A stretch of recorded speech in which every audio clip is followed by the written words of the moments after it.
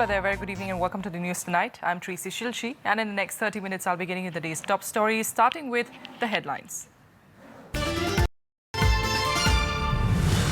Egyptian President Abdel Fattah al-Sisi arrives on a three-day visit. Talks with President, Vice President and the Prime Minister scheduled on security, counter-terrorism and trade.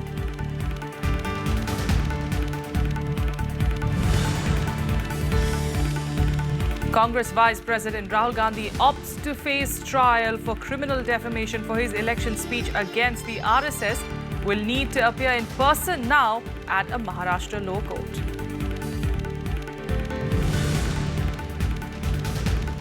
Reliance Industries promises the world's cheapest data, rolls out plans to unveil its 4G mobile network that will offer free domestic voice calls and rock-bottom data prices until the end of this year.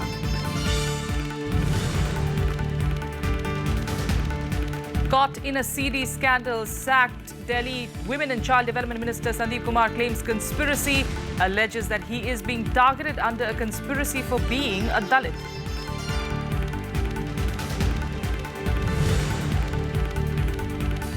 And 13 Indians test positive for Zika virus in Singapore. Surge in the numbers is being reported from construction sites in the country.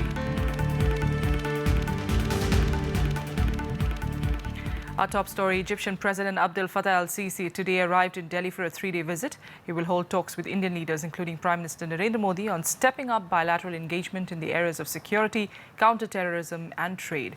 Both leaders are also expected to deliberate on ways to deal with terrorism effectively. Egyptian President Abdel Fattah al-Sisi arrived in Delhi on a three-day visit. He is scheduled to hold talks with Prime Minister Narendra Modi to step up agreement in areas of security, counter-terrorism and trade. Both sides are also expected to sign a number of MOUs.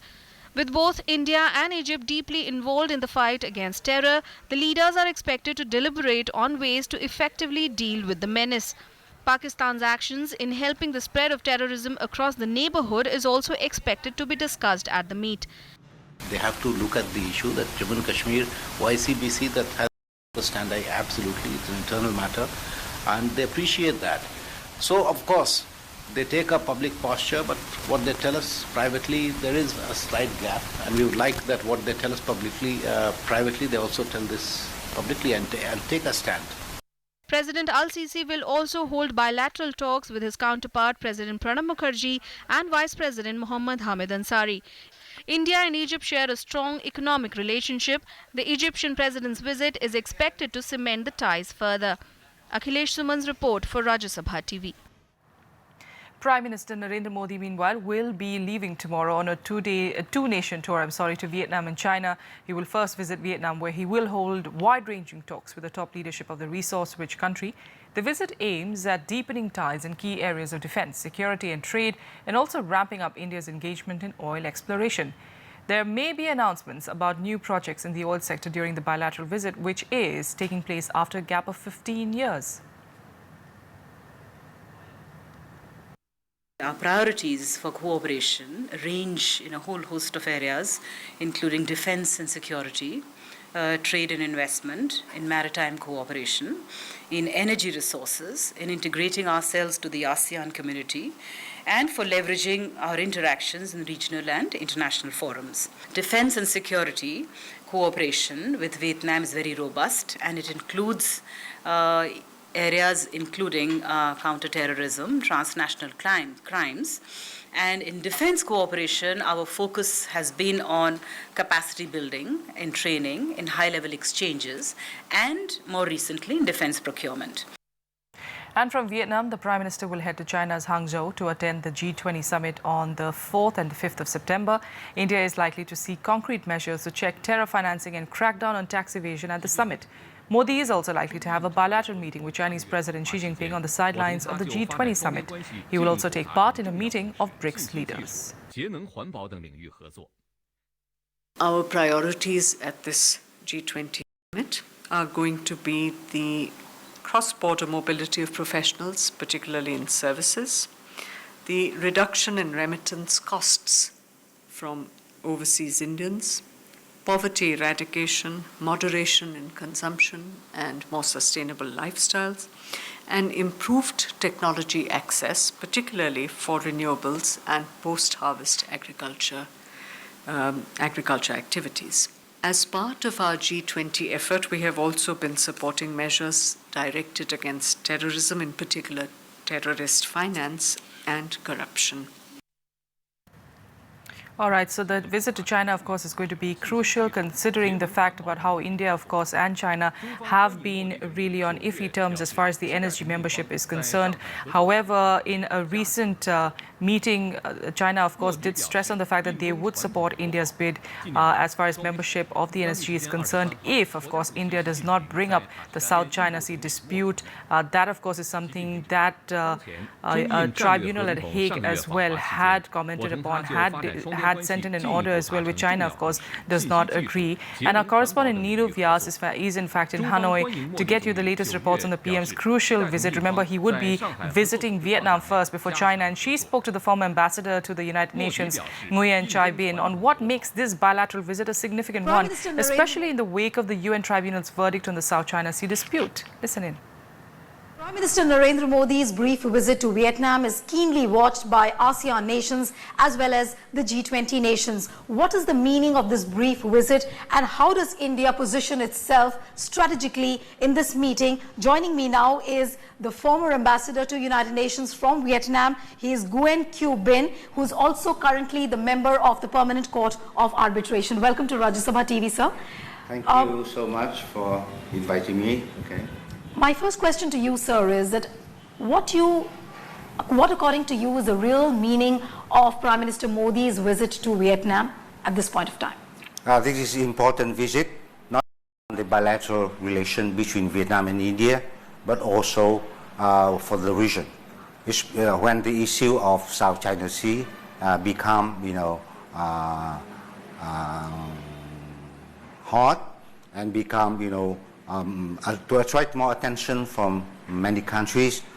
So the India's position on this, together with ASEAN and other of the world, is very significant. So do you believe that this visit by Prime Minister Narendra Modi is going to be some kind of a signal to China that, look, we will hold hands, India and Vietnam will hold hands towards resolving the South China Sea dispute? Exactly.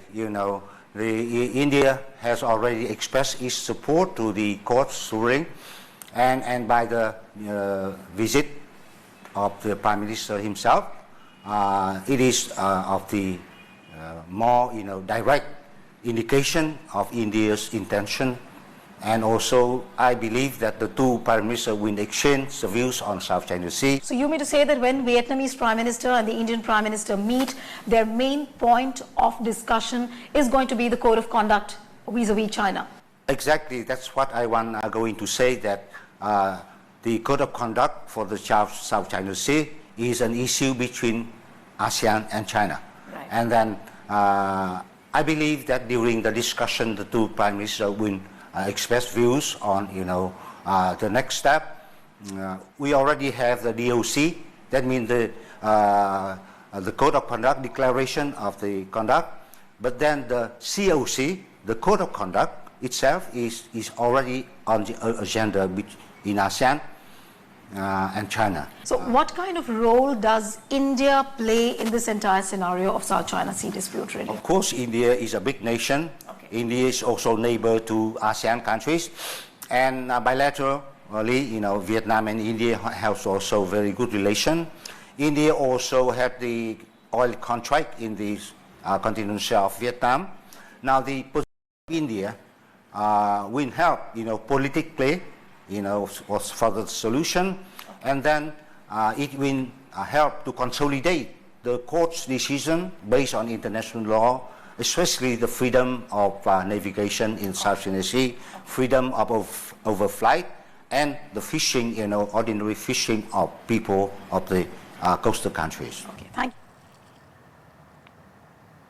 We'll keep updating you on the Prime Minister's visits to Vietnam and China. Meanwhile, the Supreme Court's efforts to broker peace between Congress and Vice President Rahul Gandhi and the RSS fizzled out on Thursday when the Amethi MP refused to give a statement that RSS had no role to play in Mahatma Gandhi's assassination. He instead opted to face trial for criminal defamation for his 2014 Bhiwandi election speech and will now have to appear in person in a lower court. Congress Vice President Rahul Gandhi told the Supreme Court on Thursday that he is ready to be tried on charges of defaming the RSS as he refused to retract what he had said at a 2014 Bhiwandi election rally.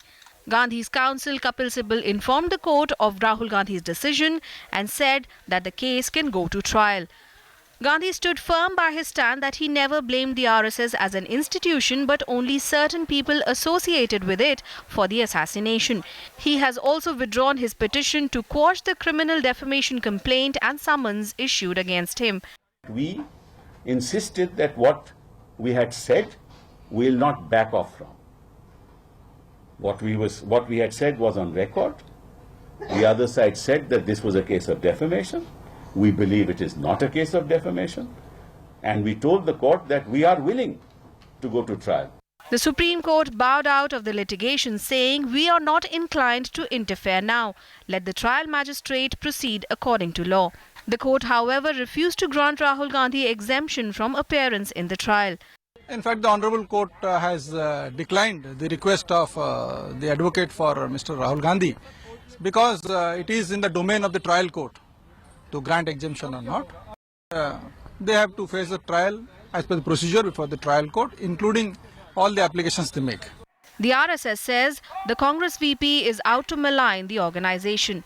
Lalit ji ने ये कहा मेरे senior council ने कि बार बार जहाँ पर election होता है उसी समय संघ के ऊपर गांधी हत्या के बारे में झूठे इल्जाम कांग्रेस के तरफ से लगाए जाते हैं, इसलिए ये बार बार राहुल गांधी के तरफ से हो रहा है। उन्होंने एफिडेविट दायर करने के बाद वापस आसाम में चुनाव के रैली में ऐसे एलिगेशन लगाए थे। Earlier, the RSS had said that the case against Rahul Gandhi could be withdrawn if he states publicly that he does not blame the RSS as an institution for the death of Mahatma Gandhi. With inputs from Ravindra Shioran, Bureau Report, Rajya Sabha TV. Delhi Chief Minister Arvind Kejriwal today said that former Minister Sandeep Kumar had betrayed the Aam Aadmi Party's movement. Kumar, who was sacked over an objectionable CD by the party on Wednesday, has however denied the charges and said that he was being framed for being a Dalit. A day after he was sacked as Delhi's Women and Child Development Minister, Sandeep Kumar defended himself on Thursday, claiming he was being targeted under conspiracy as he was a Dalit. Kumar was sacked by Chief Minister Arvind Kejriwal over a video allegedly featuring him with a woman. He has demanded a probe into the issue. इस बात को सिरे से नकारता हूँ, ये बिल्कुल मेरे खिलाफ षड्यंत्र है, ये साजिश है और इसकी जो है ना जांच होनी चाहिए। Kejriwal alleged that Sandeep Kumar had betrayed the Aam Aadmi Party movement. He maintained that the party never tries to cover up wrongdoings of its leaders. पूरे मूवमेंट को धोखा दिया। इस देश की सबसे बड़ी उम्मीद आज आम आदमी पार्टी है। संदीप ने उस उम्मीद को धोखा दिया है। उसे हमने तुरंत प्रभाव से कैबिनेट से निकाल दिया। पार्टी भी जल्दी मीटिंग करके पार्टी जो भी एक्शन लेगी उसके खिलाफ तुरंत एक्शन लेंगे उसके खिलाफ। Meanwhile, BJP and Congress workers staged a protest outside Kejriwal's residence and demanded action against Sandeep Kumar.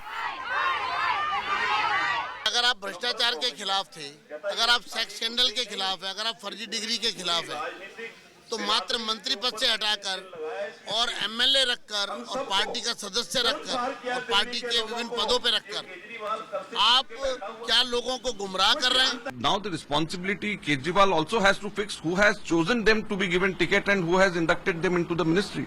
Half of these ministers are tainted and half of these ministers have been removed. When Kejriwal does not act against people, even if he has information about their being forgers or corrupt, etc. He acts only when it becomes clear that it is no longer deniable. Sandeep Kumar represents the Sultanpur Majra constituency. He is the second app minister to be sacked after Asim Ahmed Khan, former minister for food and supplies, who was dismissed on graft charges. Anu Diwan's report for Rajya Sabha TV. Reliance Industries chairman Mukesh Ambani today announced free voice calling, zero roaming charges and cheaper data tariffs for customers of the company's latest venture, Jio. He also announced a free welcome offer for Jio customers starting from the 5th of September till the 31st of December. And users will be offered data services for 4 months, after which they will get to choose from 10 different tariff plans. Era of paying for voice calls is ending. Jio will usher India into this new era. No Jio customer will ever pay for voice calls again across India to any network. With the promise of the world's cheapest data, Reliance Industries rolled out plans to unveil its 4G mobile network in the country. Speaking at the oil and gas giant's annual shareholder meeting, Chairman Mukesh Ambani said Reliance Jio will offer free domestic voice calls and rock-bottom data prices until the end of the year. Ambani also said that the Reliance vision was in resonance with Prime Minister Narendra Modi's Digital India campaign, where quality healthcare percolates right up to the remotest regions, powered by e-healthcare, where farmers are empowered with real-time information to be connected with global markets, where mobile and e-banking ensures financial inclusion, where connected Indians drive innovation, and the world looks to India for the next big idea. This is our Prime Minister, Shri Narendra Modi's vision for Digital India. And Jio's mission is to realize this Digital India vision, to ensure that Indians have the highest quality and quantity of data connectivity at the most affordable prices. Ambani said roaming charges will also be nil across India for Jio customers and that the base rate will be 1/10 of the prevailing data rates so that the data is affordable. It is future ready and it can easily be upgraded to support even more data as technologies advance to 5G, 6G and beyond. Because of this, we will be able to provide an abundance of high quality, high-speed data and transform India from a high-priced data market to one with the lowest data rates anywhere in the world. The announcement whacked the shares of established telecom firms Airtel and Idea as Reliance Industries Limited stock went up by 0.9%. Jio, which first started offering free services in May 2016, has created ripples in the telecom market. Its competitors have sent formal complaints to the Prime Minister's office, alleging that Reliance has used valuable 4G airwaves at no cost while cheating the government of revenue and stealing customers from other carriers. Reliance, however, denies any wrongdoing. Starting Monday, Reliance Jio will offer users data services free for 4 months, after which it will offer 10 tariff plans starting at 19 rupees a day for occasional users, 149 rupees a month for low data users and 4,999 rupees a month for heavy data users. Bureau Report, Rajya Sabha TV. One of the critical areas in which the government is trying to make a difference in the economic environment is the field of startups. And addressing a conference on the subject organized by the US-India Business Council in Delhi, Niti Aayog CEO Amitabh Kant pitched for the growth of venture funds to fund them in India, saying that India needs venture funds to grow tenfold to make a difference in the area. Our correspondent Panchanan Mishra spoke to US-India Business Council President Dr. Mukesh Aghi, who says that the India-US relationship is growing at a fast pace. All this at a time when not only the 1.25 billion population of India is an unquestionable asset, the Indian bureaucracy is also shifting in favor of business. It's a win-win relationship where we see that the economic partnership is growing substantially. I think investments in the US are going dramatically. So we feel that in the next 20 years, you'll see a very positive relationship building between two countries. And it's not just between the government, it's between people to people, it's between business to business, and from a cultural perspective also, it's a lot of similarity there.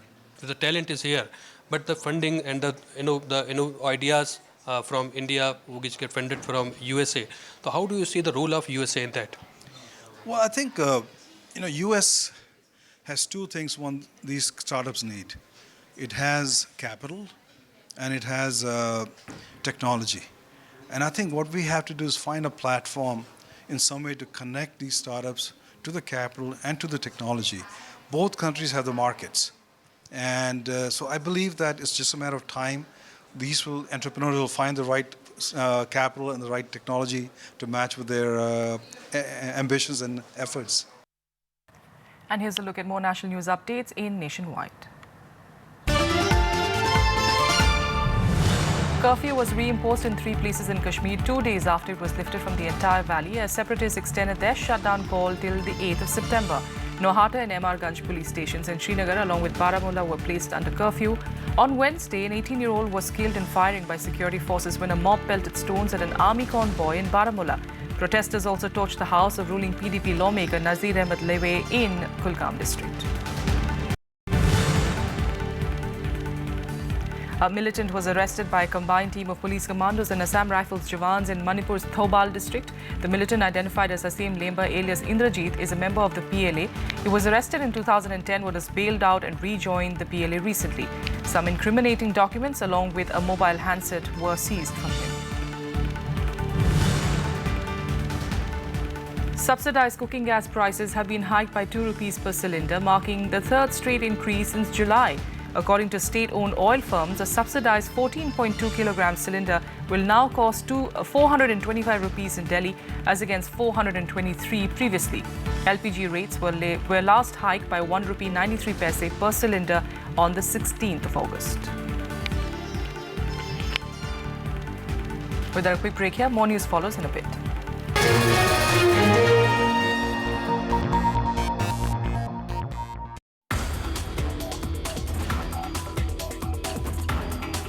Mercury or lead. So these are actually soft acid.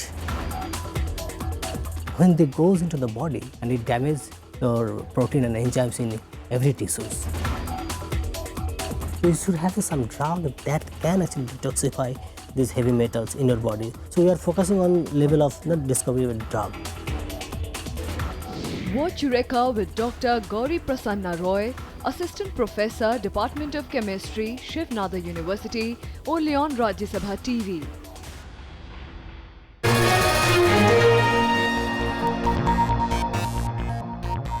Welcome back. Let's get to international news now. The outbreak of the Zika virus is worsening in Southeast Asia. In Singapore, the number of cases has gone up to 115, while Malaysia reported its first case of Zika on Thursday. A number of foreign nationals, including 13 Indians residing in the region, have also tested positive for the virus.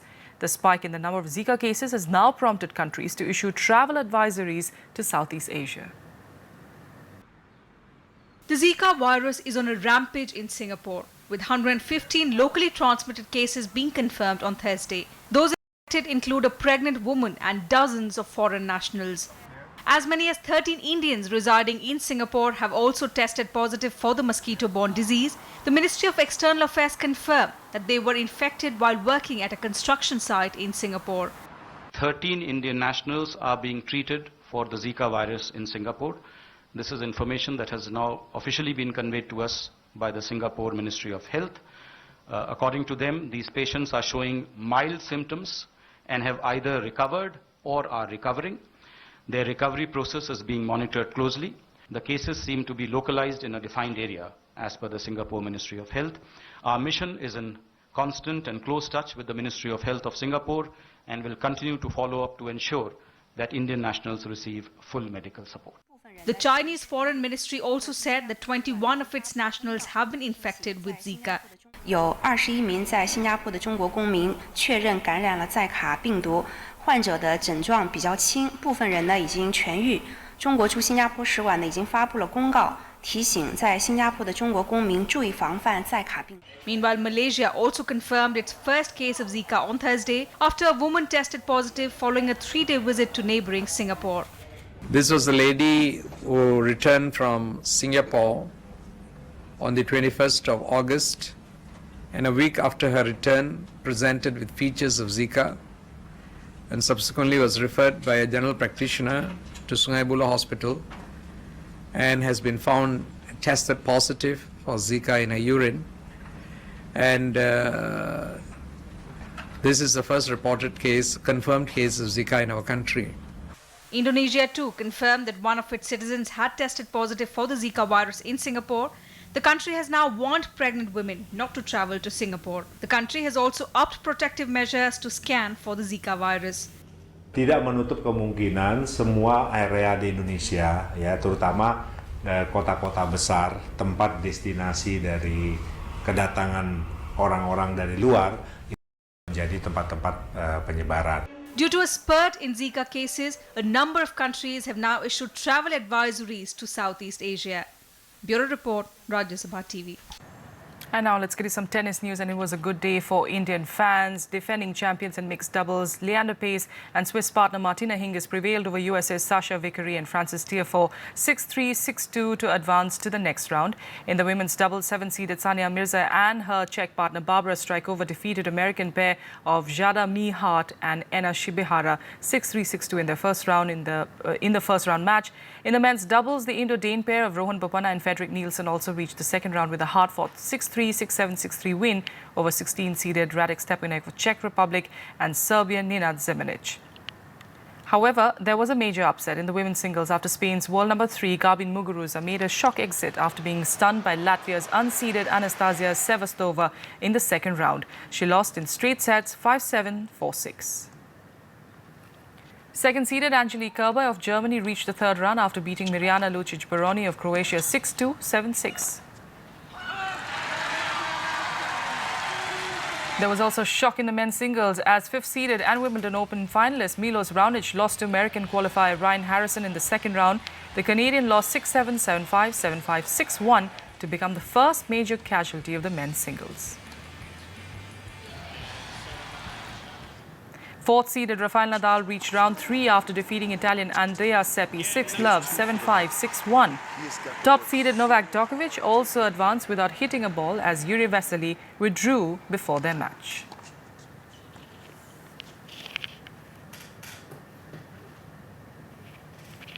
And that's all we have for you on the news tonight from the entire team here. Good night.